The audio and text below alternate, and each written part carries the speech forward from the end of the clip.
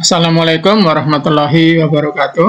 Jumpa kembali dengan channel Sigit Haryadi Index. Kali ini dengan konten Al-Futuhat atau penyebaran Islam di Bizantium era Nabi Muhammad SAW dan Khulafaur Rasyidin. Nama lain Bizantium adalah Kekaisaran Romawi Timur.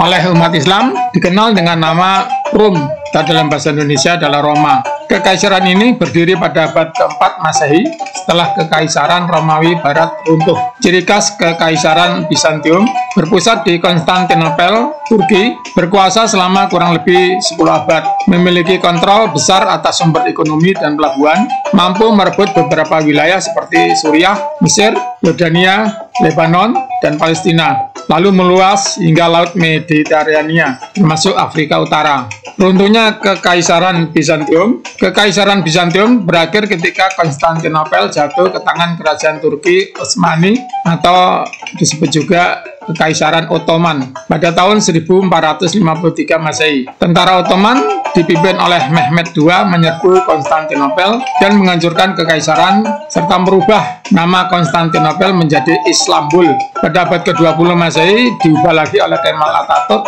menjadi Istanbul sampai dengan sekarang. Tapi ini cerita lain. Dalam video ini kita batasi sejarah kemenangan Muslim atas Bizantium di era Nabi Muhammad SAW dan Khulafaur Rasyidin. Pada era Nabi Muhammad SAW, di salah satu wilayah yang dikuasai oleh Bizantium, yaitu di Damar Al-Jandar, pemimpinnya menyatakan memeluk Islam pada Nabi Muhammad SAW ketika pasukan Islam bersiap menghadapi pengerahan pasukan Bizantium di Tabuk dan Ailah. Namun wilayah ini, Damar Al-Jandar ini mengingkari sumpah setianya ke ajaran Islam. Mendengar kabar ada pergerakan pasukan Bizantium ke arah Damar Al-Jandar dan mereka takut.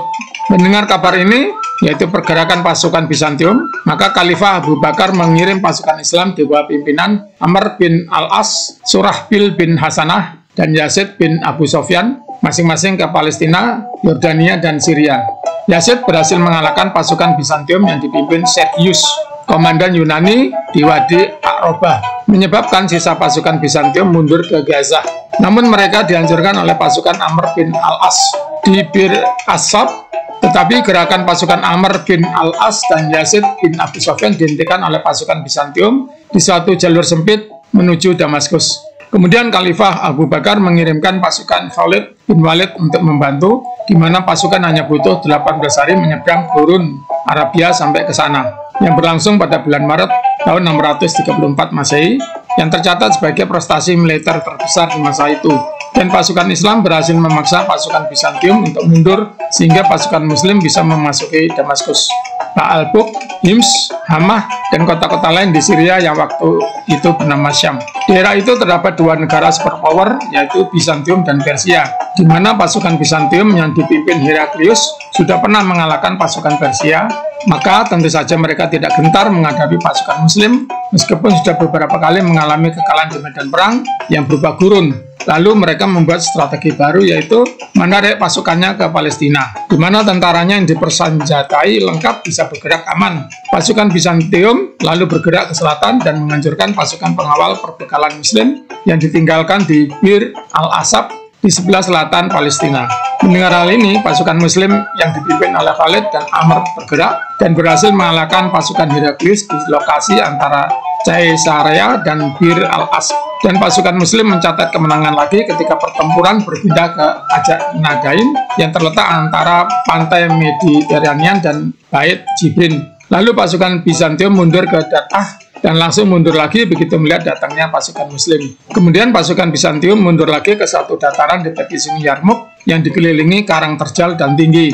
Ini adalah suatu posisi yang dianggap aman untuk dapat bertahan. Sial buat pasukan Bizantium karena terjadi badai pasir yang membutakan mata mereka, dan pasukan Muslim yang sudah terbiasa mengalami badai pasir yang seringkali terjadi di gurun kemudian menyerang posisi pasukan Heraklius dan mengalahkannya hanya dalam waktu 1 hari.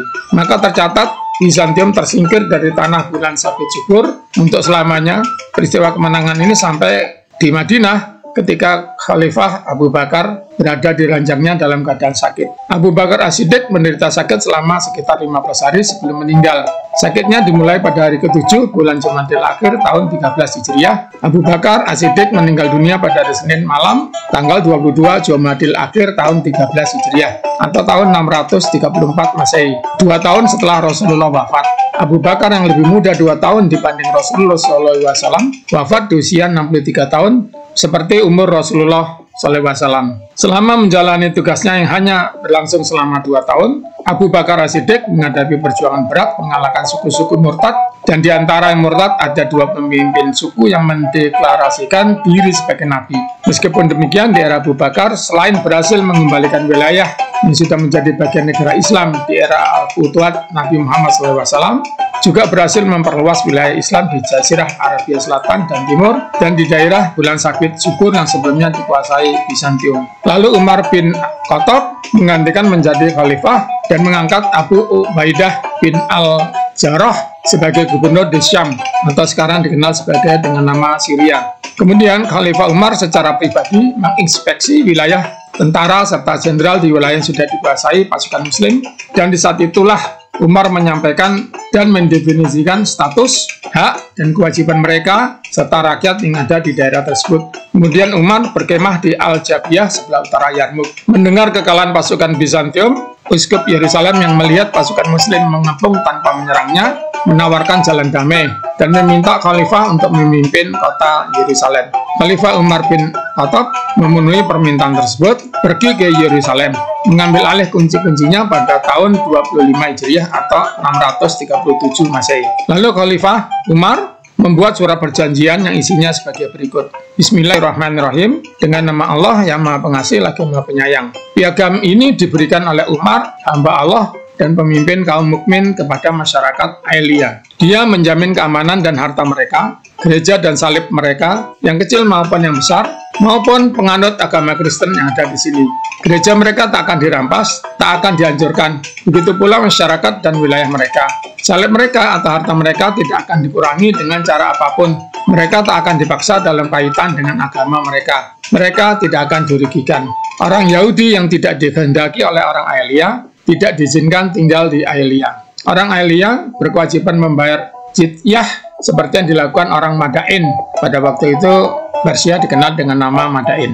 Orang Ailia berkewajiban mengusir tentara Bizantium dan para pencuri yang berada di tengah mereka di Ailia. Bila ada di antara penduduk yang berniat meninggalkan Ailia, maka dia dan hartanya akan dilindungi sampai dia tiba di tujuan. Barang siapa penduduk dari luar Ailia memutuskan untuk ikut tinggal di Ailia, maka akan diberikan kewajiban yang sama serta hak yang sama dengan penduduk Ailia. Siapa saja dapat memutuskan untuk tetap tinggal di Ailia atau pindah keluar Ailia bersama orang Bizantium, atau keluar Ailia kembali ke negeri asalnya. Allah menjadi saksi atas isi perjanjian ini, dan begitu pula nabinya, para penerus nabi dan semua orang beriman.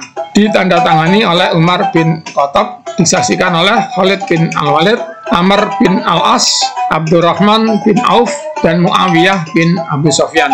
Sekian, terima kasih atas perhatiannya. Mohon maaf atas segala kesalahan. Wassalamualaikum warahmatullahi wabarakatuh.